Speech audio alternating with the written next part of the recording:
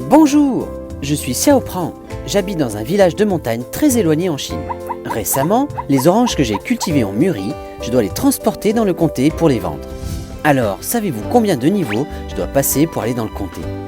D'abord, voyons comment j'ai accédé au comté il y a 10 ans.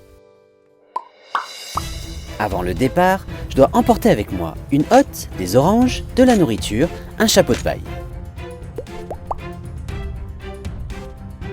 Devant ma maison, c'est un chemin de terre.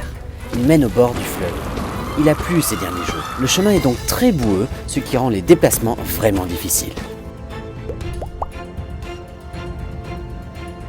Pour traverser ce fleuve, je suis obligé de passer par la dangereuse tyrolienne.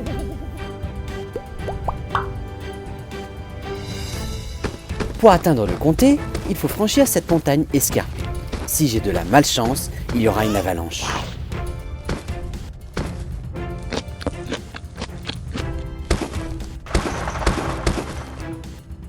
J'arrive enfin, mais je suis épuisé.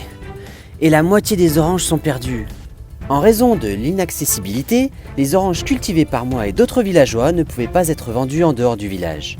Avec de faibles revenus, nous étions très pauvres. Cela nous a beaucoup ennuyés.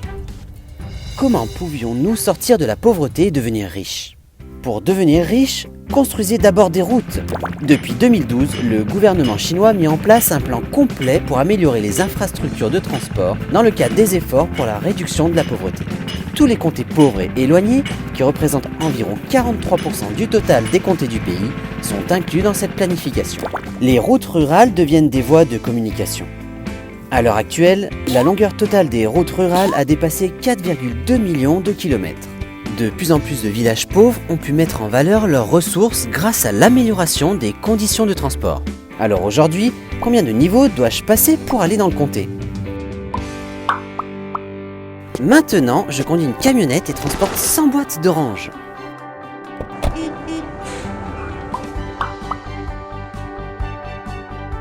Devant ma maison, c'est maintenant une route en béton très plate. Je n'ai plus à craindre de trébucher. Avec ce pont, il ne faut que 2 minutes pour traverser le fleuve.